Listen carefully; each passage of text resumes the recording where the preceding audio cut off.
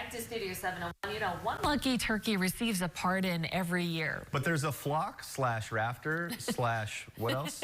Posse. Posse. Yeah, living safely at the Dakota Zoo. In today's Critter Conversations, we get to talk with Dakota zookeeper Brent Weston, who's joining us now live in the studio. Hi, Brent. Good morning, Brent. Hi. Brent, so today we're talking turkey. What can you tell us about this bird that's often associated with Thanksgiving dinner? Oh, well, I think the biggest distinction to first make is there is a big difference between wild turkeys, which we have at the Dakota Zoo, and the domestic turkey you're going to go pick up off the shelf at the grocery store.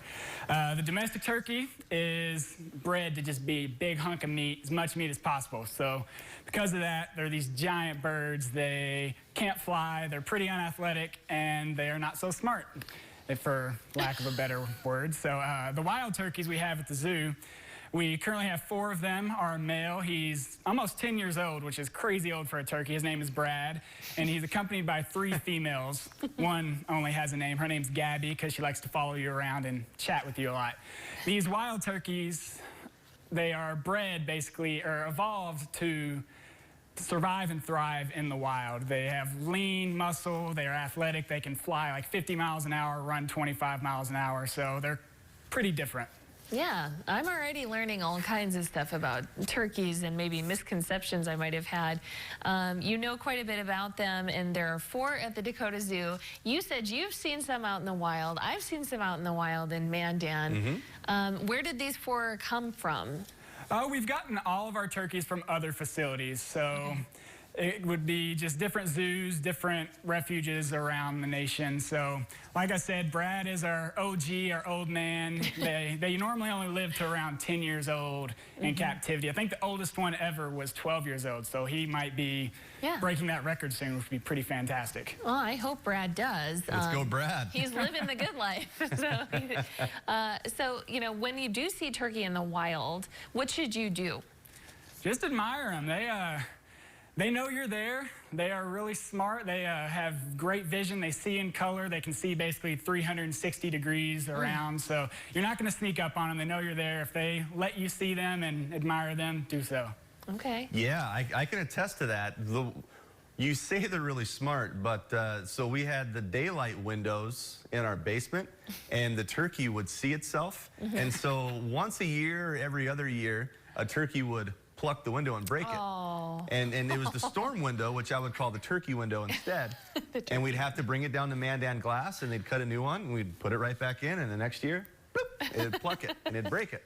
And it happens all along that entire row. So anyway, that's my turkey story. It was trying to make friends. I mean, you know. Yep. What else can you tell us about turkeys? What do they eat? And let's take a look at the video again. Yeah, they eat in the wild just about anything they can get their beaks on, I guess. They'll eat fruit, nuts. I've even read that they can eat small reptiles. So basically anything they can find. Here in North Dakota, it gets a little harder in the winter because it can get pretty harsh. They're fine with the cold weather, but if snow covers the food, they do a little digging. But they can find acorns, pine cones, and pretty good at surviving like that. Yeah. And Brent, you'll see turkeys up in trees. Yeah, that's where they roost. That's where they sleep for the night. Their vision is not very great once it gets dark out, so they go up in the trees to stay away from predators. And one other quick story, because I find it fascinating. I was drinking a cup of coffee, which I often do, too much actually, and I saw a gang or a flock of turkeys come from this way and another one come from this way, and they met, and it was a gang fight in my backyard. There were like 20 turkeys, and they were going at it, man. It was crazy. Yeah, these big groups get very territorial. So one group of turkeys will basically lay claim to the land, and if another one rolls up on them, it can get pretty intense. Wow. Yeah.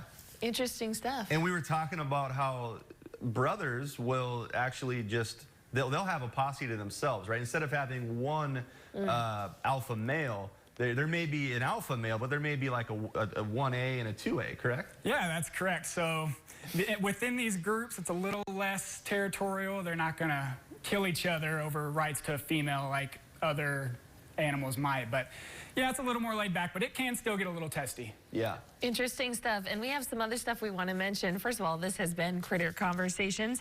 And the zoo is still open during the winter, Friday, Saturday, Sunday, 1 to 5 p.m., weather permitting. And the gift shop is also open. It has unique gifts for the holiday season. You can call or send an email to Troy at office@dakotazoo.org to purchase items for pickup. And there will not be pictures with Santa this year, but there will be a display set up for families to take their own holiday photos for free. So that's really cool. Are you going to take a picture, Brent? Of course I am.